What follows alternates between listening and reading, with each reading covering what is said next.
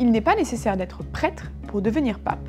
Officiellement, l'Église ne prévoit que 4 conditions pour être élu pape. Être un homme, être baptisé, avoir 18 ans et surtout être élu par au moins 2/3 des cardinaux électeurs. En réalité, depuis des siècles, les papes sont choisis parmi les cardinaux électeurs. Alors, qui sont-ils? Pour le conclave 2025, ils sont 135 cardinaux électeurs, c'est-à-dire tous les cardinaux âgés de moins de 80 ans. Les cardinaux sont forcément créés par le pape, et le pape François a créé lui-même 80% des 135 cardinaux électeurs. 18 cardinaux viennent d'Amérique du Sud, 16 d'Amérique du Nord, 4 d'Amérique centrale, 18 d'Afrique, 21 d'Asie, 4 d'Océanie, 54 d'Europe, dont 5 Français. En tout, 71 pays sont représentés. Le conclave, chargé d'élire le successeur du pape François, débutera au minimum 15 jours après son décès.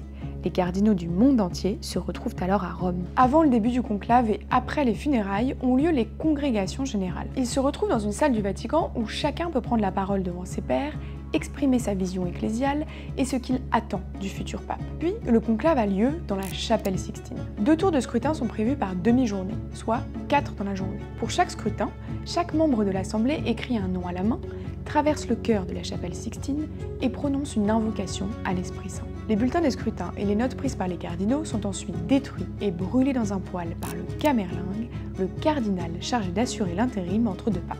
La cheminée, visible par les fidèles depuis la place Saint-Pierre, émettra une fumée noire si aucun pape n'a été élu et une fumée blanche en cas d'élection.